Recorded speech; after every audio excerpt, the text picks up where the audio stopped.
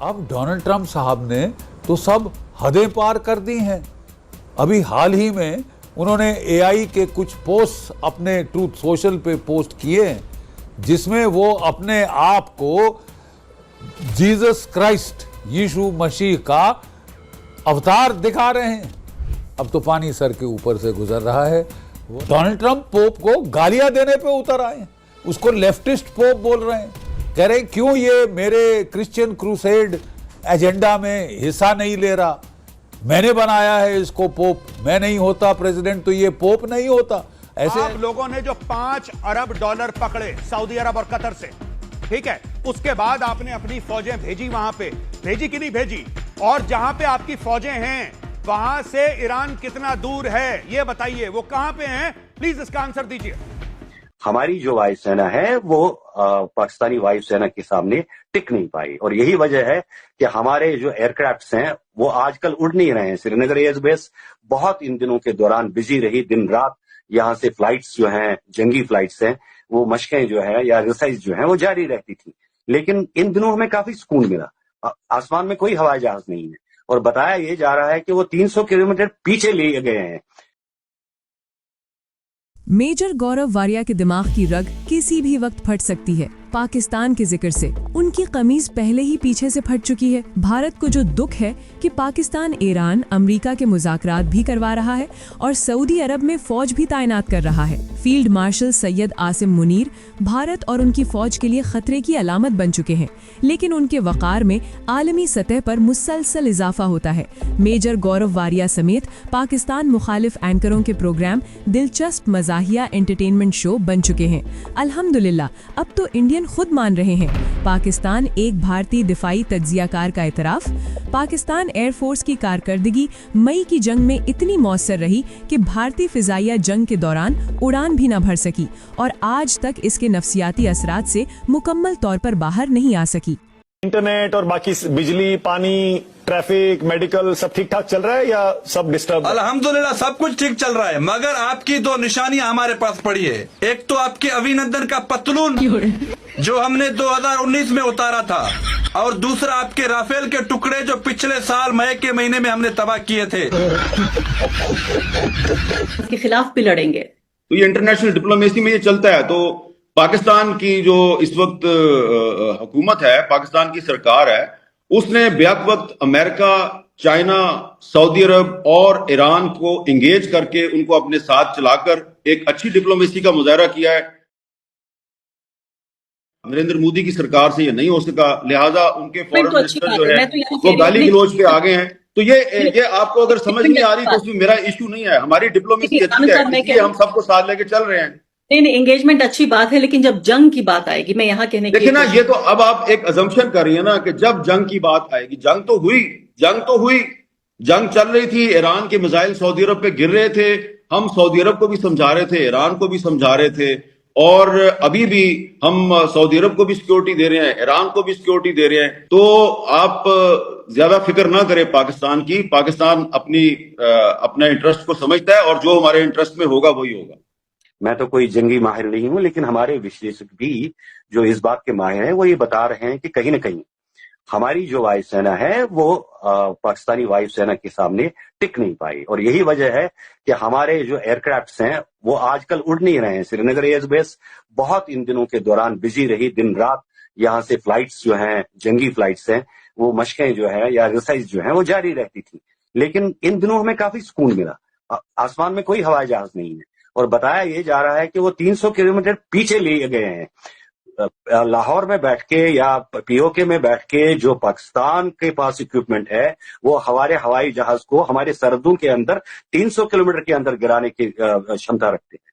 इसके बारे में कहीं बात नहीं हुई कि हम इस चीज को कैसे काउंटर करेंगे। और दूसरा जो पैसे पकड़े पाकिस्तानियों ने, देखिए अरबियों से $5 अरब। इससे कुछ नहीं होने वाला। मोना आलम जी, इन बातों तो किस लिए दिया आपको, क्यों दिया? आप लोगों ने जो $5 अरब पकड़े सऊदी अरब और कतर से, ठीक है, उसके बाद आपने अपनी फौजें भेजी वहां पे, भेजी कि नहीं भेजी? और जहां पे आपकी फौजें हैं वहां से ईरान कितना दूर है ये बताइए, वो कहां पे हैं? प्लीज इसका आंसर दीजिए।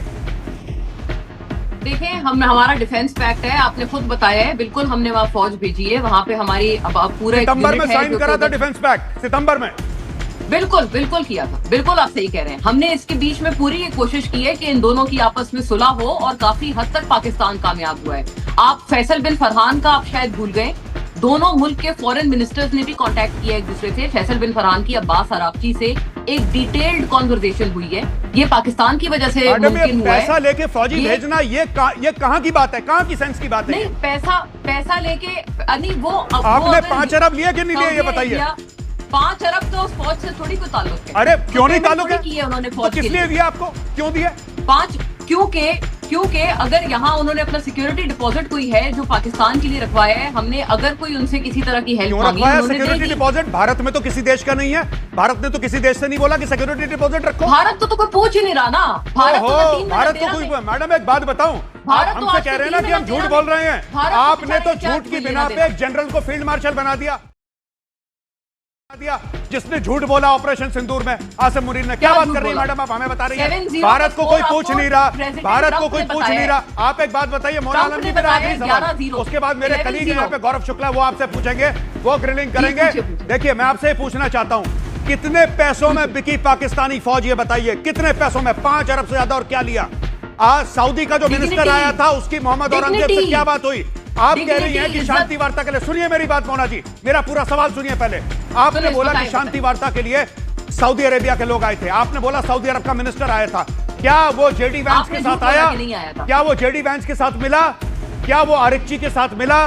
क्या वो गालिबाफ के साथ मिला? वो मिला किससे पाकिस्तान में, ये बताइए। देखिए, उनका यूएसए से तो मिलना बनता नहीं था, अमेरिका से तो उनका कोई इशू नहीं था, वो तो एलाए हैं उनके। तो उनका पाकिस्तान से मिलना बनता था। उनका वो आए थे शांति वार्ता में, शांति वार्ता में आए थे, अमेरिकन से मिलना बनता नहीं था। अमेरिका जहां पे उनके बेसिस हैं, जहां पे इकोनॉमिक इंटरेस्ट है, उनसे बनता नहीं था उनका मिलना। ईरान जो उनके ऊपर हमला कर रहा है उससे मिलना उनका बनता नहीं था, उनका एक्चुअली बनता था पाकिस्तान से मिलना। वेरी गुड, शाबाश, very good, very good. Mona के तौर पर कहिए ना कि उनका दौरा एक अलग था, वहां पर उनका पहुंचना एक अलग दौरा अलग नहीं, इन्होंने पैसे पकड़ लिए, कहानी खत्म हो गई। मोना जी को शर्म आ रही मैडम, झूठ के बिना में तो एक जनरल फील्ड मार्शल बन गया पाकिस्तान में। ऑपरेशन सिंदूर के बारे में झूठ बोल के उसको फील्ड मार्शल बना दिया। मैडम छोड़ दीजिए, आप थोड़ा समझा दीजिए ना। बात ये है कि जब बात होती है तो स्टेक होल्डर्स होते हैं सारे, नहीं थे ना स्टेक होल्डर्स? आप बताइए जिनका आप जिक्र कर रहे हैं, अगर वो आए भी थे, वो इस मीटिंग का हिस्सा नहीं थे। गौरव, ये ट्वीट भी शहबाज शरीफ का खुद का नहीं था, वो भी व्हाइट हाउस ने ड्राफ्ट करके दिया था। न्यूयॉर्क टाइम्स की रिपोर्ट है, इनको नहीं आता न्यूयॉर्क टाइम्स इंग्लिश में, आप नहीं पढ़ पाएंगे, छोड़ दीजिए मैडम। आरजू, ये क्या नाम है, मोना आलम जी, वो न्यूयॉर्क टाइम्स की रिपोर्ट है, आपके बस का नहीं है, आपके बस का नहीं है मोना आलम जी, आप बुरा मत मानिए। आप मैडम जितना भी स्माइल कर सकती हैं, ये बोल रहे थे, ये मुझसे बोल रहे थे गौरव कि पाकिस्तान की 2 बार पहले बेइज्जती हो गई है, तीसरी बार बेइज्जती। मैंने बोला ये भाई लोग पुरानी 2 बार की भूल चुके होंगे, इनको महसूस ही नहीं होती। आप आरजू काजमी जी से चलिए, आप ये भी कहेंगे कि ख्वाजा आसिफ ने जो ट्वीट है उसको डिलीट नहीं किया था, अब उसके ऊपर भी आ जाएंगे? आप कहेंगे कि नहीं वो तो डिलीट नहीं किया, इजराइल को लेकर बोले थे ना वो, अमेरिका ने फिर वहां से डांट लगाई और आपको ट्वीट को डिलीट करना पड़ा ना। ये ऐसी किया था। आप दोनों चीजें हम ये कर देंगे, हम यहूदियों को ये कर देंगे। आप अपनी बात बोलती हैं, आप कहती हैं एक ठीक है एक ठीक नहीं है, आपने ड्राफ्ट लिख लिया प्रधानमंत्री से जुड़ा हुआ, नहीं वो तो ऐसा नहीं था। डर गया ख्वाजा आसिफ की नहीं डरा, मोना जी डर गया ख्वाजा आसिफ की नहीं डरा, ये बताओ। मंत्री के बारे में झूठ बोला मोना आलम जी, क्या ख्वाजा आसिफ डर गए कि नहीं डर गए? और डिलीट किया, ये सच है। डर गए कि नहीं डरे? क्यों डिलीट किया? देखें, इसलिए डिलीट, मैं बताती हूँ, इसलिए डिलीट किया, चाहे ख्वाजा आसिफ हो या चाहे इमरान खान हो। हम हमारे मुल्क में इमरान खान जेल में है, इमरान खान पावर में नहीं है। ख्वाजा आसिफ ने क्यों ट्वीट डिलीट करा, ये बताइए। इमरान खान को छोड़ दीजिए, सुन तो लेना, सबर करें, हौसला, डिप्रेशन की गोली खा के आया करें। सबर वबर कमजोर लोग करते हैं, कमजोर लोग करते हैं सबर। मैं सबर वबर नहीं करता, आप सवाल का जवाब दीजिए। सबर के लिए टाइम नहीं हमारे पास, ये फारिग लोग करते हैं सबर। आप बताइए क्यों डिलीट करा? देखें, क्यों डिलीट करा? हमारे मुल्क में इजराइल को कोई रिकॉग्नाइज नहीं करता। अगर डर के मारे ये करा होता ना डिलीट, इजराइल को कोई रिकॉग्नाइज नहीं करता। अरे वाह, फिर धमकी क्यों देते हो? मैं बता रहा हूँ ये अमेरिकन से लीडर है गौरव, नहीं ये है, अमेरिकन हमारी से बुक्स नहीं में डरे। इजराइल exist ही नहीं करता। नेतन्याहू ने ट्वीट करा, इनको लगा था कि जैसे ईरान के सुप्रीम देखिए। लीडर का हुआ है वैसे ही ख्वाजा आसिफ के घर में आएगा ढूंढता हुआ। इन्होंने डर के मारे डिलीट कर दिया। वहां पे अगर जब ऐसा होता, इजराइल से जवाब अगर आया, ऐसा होता, इजराइल से जवाब अगर आया, ऐसा इजराइल होता, बोला मैं बेटा आरजू काजमी हमें को पता बीच में है। ऐड कर लेता हूं। आप एक सेकंड, एक सेकंड। इमरान मोना खान आलम की जी ट्वीट्स रुकिए, निकाल लें। 2 3 आप 4 हर पॉइंट बंदे हो की गए ट्वीट्स हैं। निकाल लें। देखिए इतनी उसके इजराइल ऊपर के ऊपर जितनी सख्त फैक्ट तो नहीं है ना, फैक्ट अगर हो तो फिर बात की कोई दिक्कत नहीं है जी। मोना जी अब हंसी तो नहीं आ रही पुरानी आपको? ट्वीट्स निकाल लें। आप कोई अगर अब आपको हंसी तो लगता नहीं है- आ रही ना आपको कि और आप अगर आपको स्माइल करिए, लगता फिर मैं है- आपको और बताता हूँ कुछ और। आप बताएं, नहीं नहीं मैडम आप बताइए क्यों डिलीट करा? इजराइल को नहीं मानते? मैं बता रही हूँ ना। ख्वाजा आसिफ को नहीं पता मैं कि बता आप लोग रही हूँ ना, इजराइल को नहीं सुने ना। मानते? ख्वाजा आसिफ मैं को पता है? ख्वाजा आसिफ को इसलिए पता है कि आप लोग delete इजराइल को मानते हैं कि नहीं मानते? इसलिए डिलीट किया। हाँ, क्यों? इसलिए डिलीट किया। ओहो। इसलिए डिलीट किया क्योंकि इस दफा हम मीडिएटर हैं। पूरी जंग में मीडिएटर का role as a neutral arbitrator होता है। अच्छा न्यूट्रल इस वजह से आर्बिट्रेटर, मैं वो कह रहा हूँ। देखिए एक तो यू आर अ फेलियर, आप मीडिएट We कर are नहीं not, पाए, thank you. We ठीक है, are और the आपने most पैसे और मांग लिए। celebrated मुझे तो country ये in भी the world. सोशल मीडिया पे पता लग रहा है कि पाकिस्तान ने पैसे और मांग लिए होटल के। ये है इनका मीडिएटर। मैडम छोड़ दो। चलिए आरजू होटल अगर काजमी, आपको एक- हंसी एक आ रही है तो और होटल हंस लो, अगर मैं हंसी उनको आ रही है ऐड कर लूं। एक तो बार मैं और और आपकी बहुत देर से इंतजार कर रहे हैं। आरजू काजमी आरजू जी को ले लीजिए। आरजू काजमी जी, ये फजीहत वाली बात हो रही है, लेकिन ट्वीट ने, चाहे वो ड्राफ्ट वाला हो, आप कुछ भी कहते रहिए, ड्राफ्ट वाला ट्वीट हो या फिर दूसरी तरफ ट्वीट को डिलीट करना हो, बैकफुट के ऊपर ला दिया पाकिस्तान को। पूरी फजीहत इन 2 ट्वीट्स ने करवा के रख दी। देखिए ऐसी कोई बात नहीं है। ख्वाजा आसिफ साहब का अकाउंट है, वो ट्वीट लगाएं, वो डिलीट करें, उसका अगर आप लोग इतना तमाशा लगाएंगे तो वो ये क्या बात हुई? कोई आम दूसरा साधारण तो थोड़ी है कैसे पाकिस्तान के वो हमें कह शख्स। रहे हैं, एक मिनट, साधारण थोड़ी है ना कि दूसरा ट्वीट आप किया, लोग डिलीट जो कर दिया, कह कोई रहे खेल थोड़ी चल रहा है। और इतनी जो- बड़ी वार्ता जो है, मेजर इस्लामाबाद साहब कह टॉक्स का आप रहे जिक्र कर रही सुने, हैं। सुने। अगर वहां पर जो- आकर आपका इतना बड़ा कोई मंत्री डिलीट कर रहा है तो उसको तो लेकर देखिए, सवाल उठेगा हमारे ही। मंत्री, देखिए हमारे डिफेंस मिनिस्टर जो हैं, अब वो बेचारे क्या ट्वीट भी ना लगाएं, इसलिए कि उनको तो डिफेंस की मीटिंग में भी नहीं बिठाया जाता। आप क्या चाहते हैं कि वो ट्वीट भी ना लगाए करें? फिर हम अमेरिका से पैसे लें, हम सऊदीया से लें, किसी से लें, आपकी जेब से तो $1 नहीं गया, तो आप लोग किस लिए यहाँ पे चिल्ला रहे हैं इतना ऊंचा ऊंचा? हमने आपसे कौन सा पैसा